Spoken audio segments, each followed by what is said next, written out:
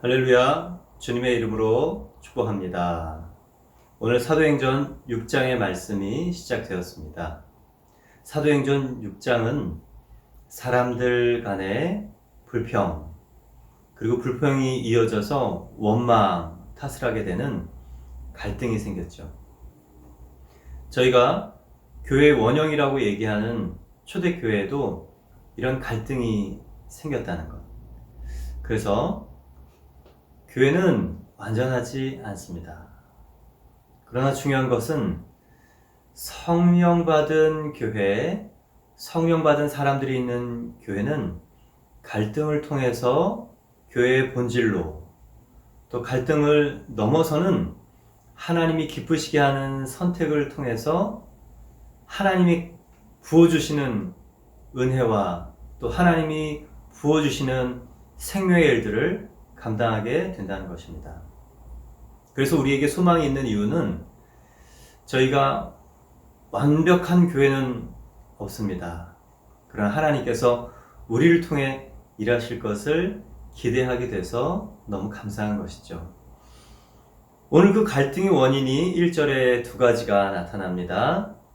그때 제자가 더 많아졌는데 헬라파 유대인들이 자기의 과부들이 매일의 구제에 빠짐으로 히브리파 사람을 원망하니, 갈등 그리고 불평과 원망의 첫 번째 이유는 제자가 많아졌다는 것입니다.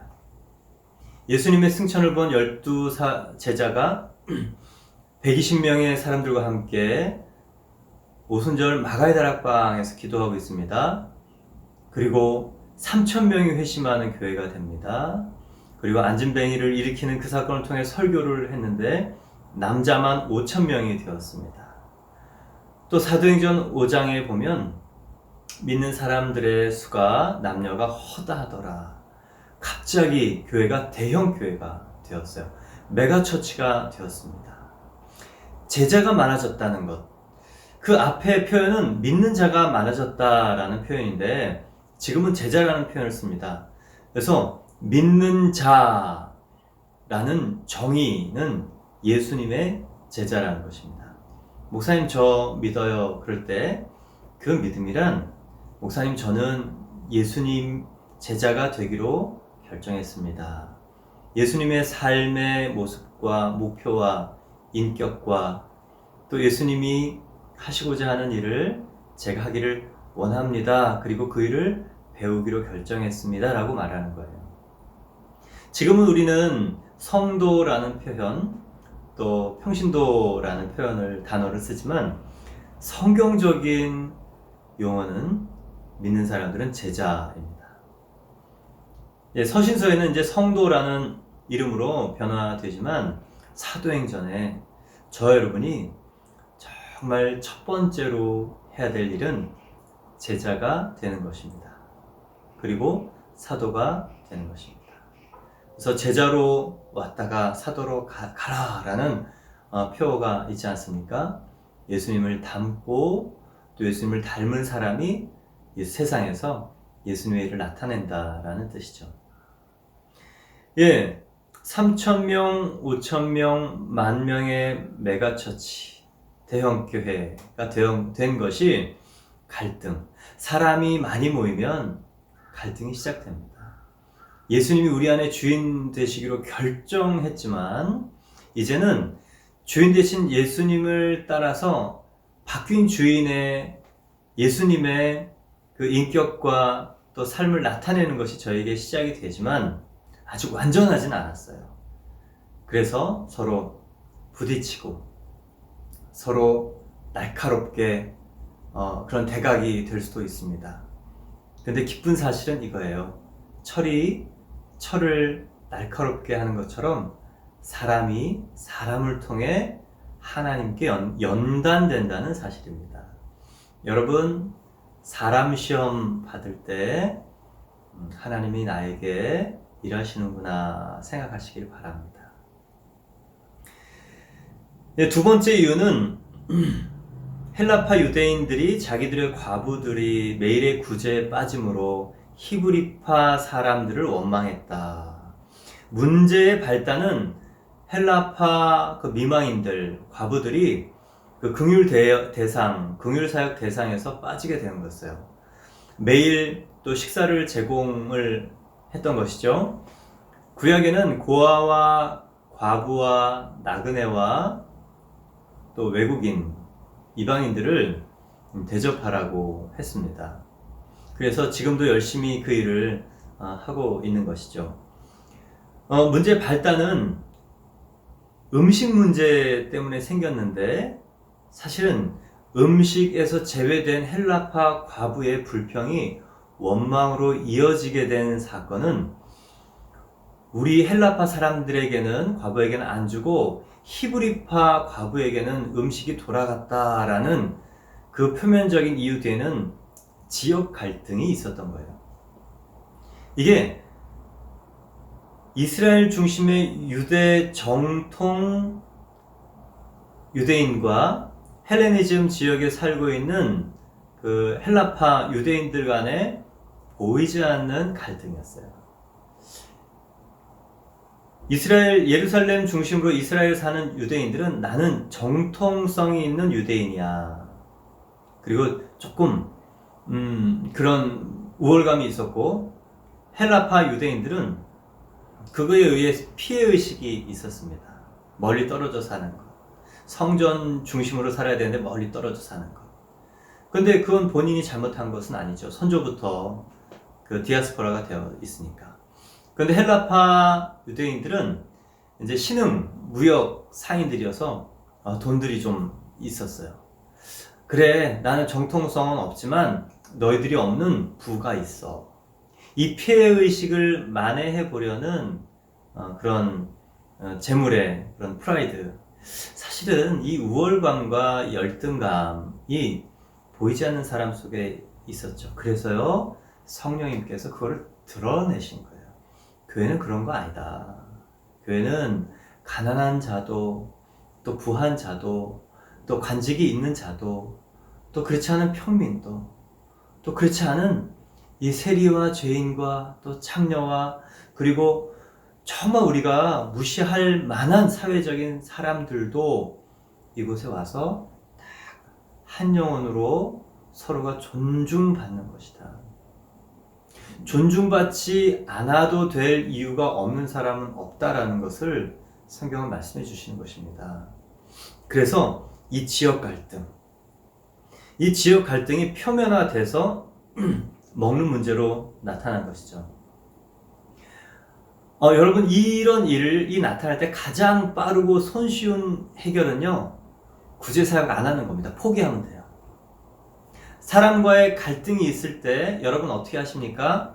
제일 손쉬운 방법은요, 안 보면 그만이에요. 안 봐. 이제 절대 안 봐.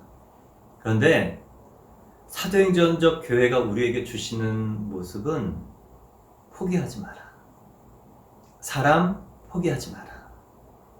구제사역 중요한 일이다. 포기하지 마라. 상황 때문에, 과정 때문에, 생긴 일 때문에 중요한 일을 포기하는 것은 바보다. 여러분, 갈등을 덮지 않고 풀어나가는 것이 하나님의 사람들입니다. 하나님에게서도 그 모습을 발견돼요. 선악과 먹은 인간을 향한 하나님이 하셨던 첫 번째 일이 무엇일까요? 창세기 2장 17절에 너희가 그것을 먹는 날에는 정령 죽으리라 말씀하셨죠. 선악과. 근데 먹었어요. 창세기 3장 5절에 유혹받고 창세기 3장 6절에 그걸 먹었습니다. 그리고 창세기 3장 22절 23절 에덴 동산에서 쫓아내기 전에 3장 15절에 하나님께서 뱀에게 얘기하세요. 내가 너로 여자의 후손과 원수가 되게 하고 여자의 후손도 내 후손 너와 원수가 되게 하리니 여자의 후손은 너의 머리를 상하게 할 것이요 너는 그의 발꿈치를 상하게 하리라. 여러분, 이게 무엇입니까? 정령 죽으리라 그랬는데, 죄의 삭시 사망이라 그랬는데, 하나님 자리에 앉는 죄의 본질, 이 대역 죄인, 조선시대 때 이 대역죄, 반역죄, 왕을 대역죄 반역하면은 여러분 재판도 안 하고 처형했습니다. 정말 그 대가는 사형인데 하나님께서 우리를 사용하시기 전에, 관계가 멀어지시기 전에 하나님께서 하시던 일이 있습니다. 바로 사람 어떻게 살릴까 대안을 만드시고 사람을 포기하지 않으시는 하나님의 모습을 보여주신 것이죠. 그래서 여러분과 제가 그래 끌어안기로 결정할 때 하나님을 따라가는 것이지 라고 생각하는데, 사실은 그 사람이 나를 변화시키고자 쓰시는 하나님의 통로입니다. 그러니 그 사람은 하나님께서 나에게 주신 선물인 거죠. 갈등은 그 공동체에 주시는 축복의 선물이 될 수 있습니다. 이제 사도들이, 12사도들이 문제 파악을 합니다. 그러기 전에 성령이 임하면 갈등이 막 표면화되는 것을 제가 경험했어요. 중국에서 사역할 때 성령이 강권적으로 임했습니다. 그 다음부터 성령의 정말 치유와 기적과 기름 부음만 있을 줄 알았는데요. 이틀 3일이 멀다 하고 난리가 나, 싸움이 일어나고 사람들 간에 어둠이 드러나고 이 내면의 성품의 문제, 시기와 질투가 표면화되고 진짜 성령이 임해서 이렇게 혼란스럽구나를 먼저 경험했습니다. 그런데 그것을 이길 수 있었던 이유는 조나단 에드워드의 책 성령론, 놀라운 회심과 부흥 이야기, 이 코네티컷 계곡에 있었던 성령의 두 번의 사건, 2차적인 2년 3년씩 일어난 2차적인 사건의 혼란, 그러면서 성령이 일하시는 것을 제가 기록으로 보았기 때문에 이 과정이구나. 그래서 담대할 수 있었습니다. 근데 성령이 정말 일하시니까 사람들 내면에 어둠이 드러났어요.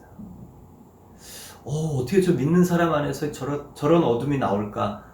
이게 신학적으로는 그때 배운 것을 이해가 안 됐습니다. 그런데 정말 귀신 들린 사람들의 목소리가 들리고 혀가 막 이만큼 뱀처럼 나오고 너무 놀랐어요.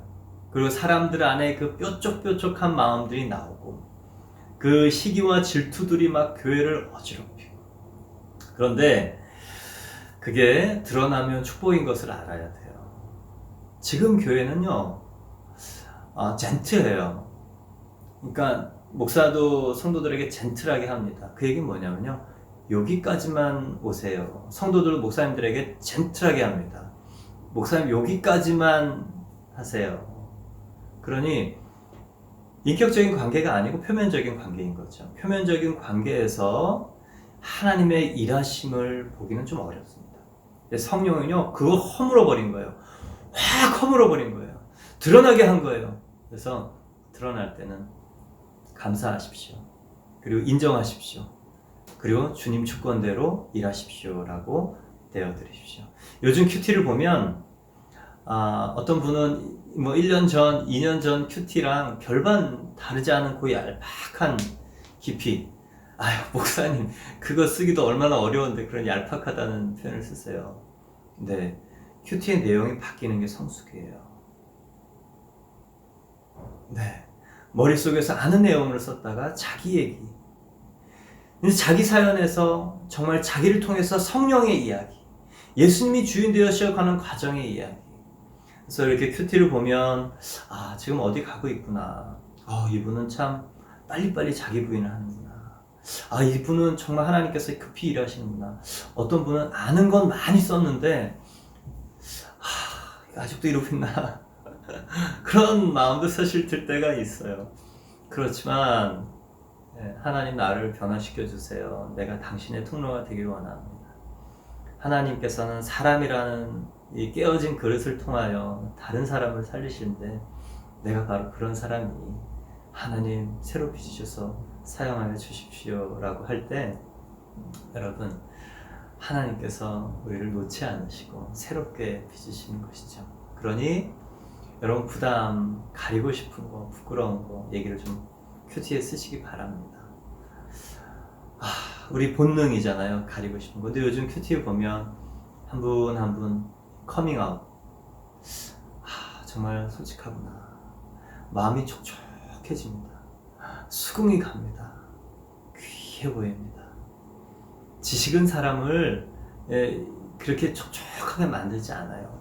지성을 일깨워서 정신이 번쩍 들게 할 수 있지만 그 심령에 단비가 내리는 거군요. 정말 솔직한 성령의 일하심의 이야기를 쓰는 것입니다. 문제를 파악했습니다. 2절을 보겠습니다. 12사도가 모든 제자를 불러 이르되 우리가 하나님의 말씀을 제쳐놓고 접대를 일삼는 것이 마땅하지 아니하니. 사도들이 문제를 파악해 보니까 두 가지였어요. 말씀을 제껴놨다. 사도들이 성령 받으면서 했던 일은요, 주요한 일은 선포하는 거였어요. 설교하는 거였어요. 전도하는 일이었어요. 예수님의 십자가 부활과 성령 파송을 설명하는 것이었어요. 그런데 지금 그걸 하지 않고 두 번째 이유 접대를 한 겁니다. 많은 사람들이 모였습니다. 사람 관리했다는 거예요. 조직 관리했다는 거예요. 행정 관리했다는 거예요. 그게 불필요하냐? 그렇지 않아요. 근데 중요한 것이 있어요. 말씀을 제쳐놓고 접대를 했다. 본질적인 일을 중심으로 비본질적인 일, 중요한 그 다음 우선순위의 일을 해야 되는데 우선순위가 바뀐 이 혼돈입니다. 사람들이 많이 몰리고 사람들이 목소리가 높아지면 우리는요, 상황 따라서 갈 수 있는 거예요. 그러니 사도들이 그게 옳지 않다라는 결론을 내린 거죠.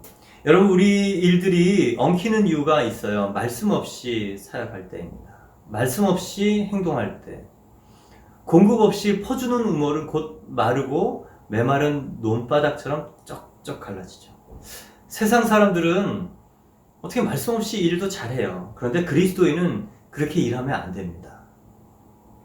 하나님의 사람은 하나님의 생명이 들어왔기 때문에 하나님의 생명을 받아서 일을 해야 세상 일도 하나님의 일이 되는 거예요. 내가 하나님의 공급 없이 일주일에 딸랑 한 번 예배 드리는 것으로 세상 일이 잘 된다. 여러분, 그것이 누가 주는 축복인지 고민해 봐야 됩니다. 내 재능일까요? 사단의 축복일까요? 하나님의 축복일까요? 네, 여러분, 그 열매가 좋든 실하든 많든 그리스도인은 하나님의 말씀으로 채워져서 일을 하게 되었습니다. 그렇게 만들어진 존재죠. 그래서 문제의 원인을 파악했습니다. 12사도가 이제 그 문제를 발견했습니다. 여러분, 우리 가운데 문제가 생길 때 꼭 알아야 되는 깨우침은 이겁니다. 문제란 본질로 돌아가라는 하나님의 사인입니다. 상황이 급박해졌어요. 사람들이 아우성을 쳐요. 우리 자녀가, 또 우리 회사의 일들이, 그리고 그게 커 보입니다. 그런데요, 중요하지 않은 일은 아니에요. 중요해요. 급해요. 바쁜 일이에요. 그런데 그리스도인에게 본질적인 일은 따로 있다는 것이에요. 그 모든 것을 생명의 일로 바꿀 수 있도록 하는 일은 내가 말씀 안에 있을 때, 말씀의 매일매일 공급을 받을 때, 말씀이 주시는 하나님이 그 일을 하게 하는 하나님의 목적이 내 안에 분명할 때 이 일을 세상의 일이 아닌 세상의 일을 통해서 하나님의 일로 열매를 맺을 수 있는 것이죠. 급한 일과 중요한 일, 바쁜 일과 또 필요한 일. 그래서요, 그 felt need라고 있어요. 이게 필요한, 이 피부에 실감하는 그런 need고, 그리고 real need라는 게 있어요. 실제적인 필요예요. 중요한 본질적인 필요예요. 그래서 부수적인 일 때문에 본질적인 일을 우리가 놓쳤구나. 여러분, 그래도 사도행전적 교회가 이 시행착오를 하는 거 보면서 감사합니다. 시행착오를 통해서 우리도 깨닫게 해주시는 거죠. 저는 대형 교회에서 자라났습니다. 그래서 훈련 받기를 본질에 집중해라. 행정이 편안하면, 행정이 잘 되면 성도들이 편하다. 그러나 목사들이 해야 할 일은 말씀과 기도다. 하나님께서 우리에게 주시는 이 사명을 감당하기 위해서는 중요한 것을 놓치면 안 된다라는 메시지를 계속 듣고 자랐습니다. 또 훈련 받았습니다. 우리가 왜 1년 동안 교회 문을 열지 않고 12가정만 훈련을 하는가? 이유는 하나입니다. 예수님이 가르치라고 한 그 우리의 사명, 그것이 우리의 심령 깊이 새겨지게 하기 위해서 그렇습니다. 왜 12가정만 목사님이 해요? 다른 교회 목사님들은 많은 사람들이 오기를 바라고 열고 그렇게 하는데, 목사님 왜 그렇게 하지 않으세요? 많은 사람이 오는 것보다 더 중요한 것은요, 그 사람들을 하나님의 사람들로 변화시키고 세울 수 있는 그런 교회가 되는 것입니다. 저는 저희 교회가 이 본질, 예수님이 마태복음 28장 18절 19절 20절에 가르치고 지키게 하라 라는 대사명을 감당하여서 세계 끝까지 가는 그런 교회가 되기를 바라요. 그 가르침에, 이 제자 삼는 일에, 예수님의 제자를 세워서 그분이 다른 사람을 가르쳐 지키게 할 수 있는, 삶을 바꿀 수 있는 사람이 되게 하기 위해서 저희 교회는요, 분명한 목표, 그래서 선교단체 같은 교회가 되어야 됩니다. 선교단체, 파라처치예요. 그 교회는 처치입니다. 사람들은 교회에 모여요. 구원받고 은혜 받고 또 위로받고, 근데 목표를 향해서 나아가는, 예수님의 사명을 감당하는 것은 많은 사람들이 오면 그게 힘들 수 있습니다. 그런데 선교단체처럼 목표가 분명해서 성장해가는 사도행전적 이 선교단체 같은 그런 대형교회가 된다면 여러분, 강력한 하나님의 통로가 될 수 있는 거예요. 일단 사이즈는 두 번째 치고라도 구축함, 전투함 같은 아주 단단한 영적 전쟁을 할 수 있는 교회가 저희 교회 첫 번째 목표입니다. 그래서 1년 동안 오픈을 하지 않고 저 여러분의 하나님의 운행하심과 또 하나님의 일하심을 기대하고 이렇게 서 있는 것이죠. 이제 문제의 본질로 돌아가서 사도들이 보니까 대안이 나옵니다. 3절과 4절 말씀 보겠습니다. 형제들아, 너희 가운데서 성령과 지혜가 충만하여 칭찬받는 사람 7을 택하라. 우리가 이 일을 그들에게 맡기고 우리는 오로지 기도하는 일과 말씀 사역에 힘쓰리라. 네, 형제들아, 너희가 가서 사람을 뽑아라. 조건이 2가지입니다. 성령과 지혜가 충만한 사람. 그리고 하나 더 있네요. 칭찬, 그 일로 인해서 칭찬받는 사람. 주요한 이유는 성령과 지혜가 충만한 것이고, 그리고 칭찬받는 것이 또 부수적으로 하나 있습니다. 스테반과 빌립 집사님처럼 성령이 충만해요. 성령이 충만하다는 얘기는요, 예수님에 대해서 탁월하게 이해하고 탁월하게 말한다는 거예요. 성령이 오시면 예수님을 증언하시기 때문입니다.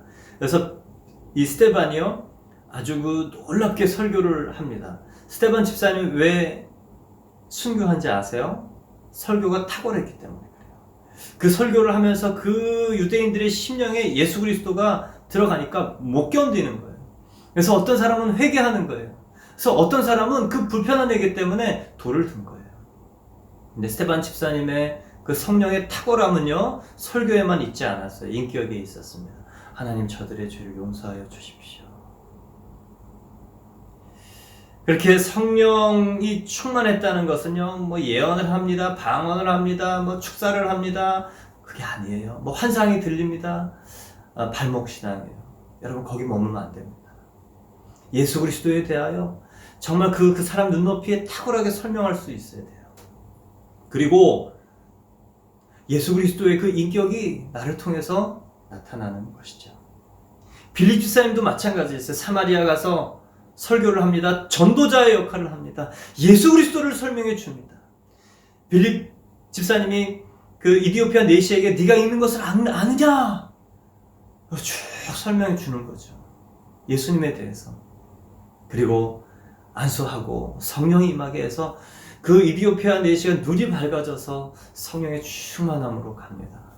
여러분 성령 충만은 예수 충만이고 말씀 충만이에요. 제가 계속 강조하는 이유는 이겁니다. 갑자기 사람들이 모이면요, 사람들은 현상에 집중합니다. 우리 교회가 1년 후에 사람들이 갑자기 왔는데 현상에 집중한다. 치유가 나타났어요. 기적이 나타났어요. 놀라워요. 그런 교회가 소문이 되면 여러분 우리 교회는 계속 그 현상에 머무르면서 그 현상 때문에 본질을 잊어버릴 수 있습니다. 그래서 제가 여러분에게 귀에 못이 박히도록 성령 충만은 현상이 아닙니다. 예수 충만, 예수님을 말할 수 있는 사람 되십시오라고 강조하는 거예요. 그래서 우리 1년 동안 여러분 심령에 그걸 받기 바랍니다. 나는 과정에 매이지 않겠다. 그거는 그냥 발목신앙이다. 그 일을 통하여 예수 그리스도로 생명을 얻게 하는 사람들을 위해서 내가 이 교회에 있다. 예, 그리고 두 번째는 지혜가 충만한 사람입니다. 지혜가 충만한 사람. 지혜가 충만했다는 것은 무엇입니까? 경험을 통해서 지식을 배운 것을 필요할 때 필요한 사람에게 나눠주는 것을 지혜라고 생각하는데 그건 세상적인 지혜예요. 그건 세상에 말하는 지혜의 정의입니다. 성경에서 말하는 지혜의 정의는 여호와를 경외하는 것입니다. 그래서 성령과 지혜가 충만했다라는 이 지혜가 충만했다는 것은 하나님이 보실 때 필요한 말을 하는 사람이 지혜로운 사람이에요. 눈에 보인다고 다 얘기하지 않는 것. 내용과 그리고 시기를 구분해서 하나님이 정말 무엇을 원하실까 생각하고 주님의 관점에서 말과 행동을 하는 사람이 지혜입니다. 여러분, 지혜의 개념이 바뀌기를 원합니다. 경험을 통해서 이 축적된 노하우는 사람에게 이 지혜를 줘요. 그러나 성경은 그 지혜 속에 하나님의 관점이 심긴 것을 참 지혜라고 말합니다. 그러니 여호와를 경외하는 코람데오의 사람, 하나님 앞에서 사는 사람이 정말 지혜로울 수밖에 없다는 것을 여러분 보여주시길 바랍니다. 또한 칭찬 듣는 사람이에요. 서로 삶을 다 아는 거죠. 목사는 성도들과의 그런 거리감이 좀 있습니다. 성도분들이 목사에게 와서 그렇게 이렇게 자연스럽게 일상적으로 자신을 이렇게 드러낼 수도 없고 드러내지도 않습니다. 그러나 성도분들은 의식하지 않기 때문에 편안하게 지내면서 정말 삶의 모습, 신앙의 모습을 볼 수 있죠. 그래서 나와 똑같은 평신도인데 정말 믿음의 사람일 경우에는 칭찬이 나옵니다. 존경이 나옵니다. 삶의 숨길 수 없는 모습 속에 예수님이 담겨있기 때문에 그렇습니다. 그런 의미에서 여러분, 목사보다 평신도 사역자가 더 영향력이 있어요. 일상의 언어로 설명해 줄 수 있기 때문에. 목사는 이 신학교를 다니고 또 어려운 책들을 보면서 이상하게 쉬운 내용을 어렵게 말하는 걸 배우는 것 같아요. 저를 보면 쉽게 얘기해야 될 일을 그렇게 어렵게 얘기를 하나. 또 좋은 명설교자 분들 보면 정말 얘기하듯 쉽게 하는데 어설픈 사람들이 꼭 이렇게 신학적인 단어를 씁니다. 근데 성도들은 그렇지 않잖아요. 일상적인 언어, 세상 언어, 또 경제 용어, 또 시장 언어, 그 속에 예수님을 담으면 귀에 쏙 들어오게 합니다. 여러분, 그렇게 서로 격없이 지냈는데 나와 다른 그런 예수님의 인격과 삶을 보는 것, 그래서 칭찬이 나오는 것, 그래서 그런 사람을 뽑으라는 것입니다. 그리고 4절, 우리는 오로지 기도하는 일과 말씀 사역에 힘쓰니라. 예. 사도들이 할 일이 무엇인가? 오로지 기도하는 일과 말씀 사역에 힘쓰는 것. 이거는요, 허드렛 일 안 하겠다라는 게 아니에요. 인간은 유한한 존재잖아요. 인생이 70이요, 강건하면 80입니다. 누구나 하루 24시간이라는 시간을 부여받습니다. 그러나 그 시간에 제한된 우선순위를 분명히 하라는 거예요. 같은 시간에 일하지만 다른 열매가 나오는 이유는 유효시간, 우선순위, 어디에 힘을 쏟을 것인가, 선택과 집중입니다. 그런데 그리스도인에게 이 선택과 집중의 1순위는 누구나 공통사항이에요.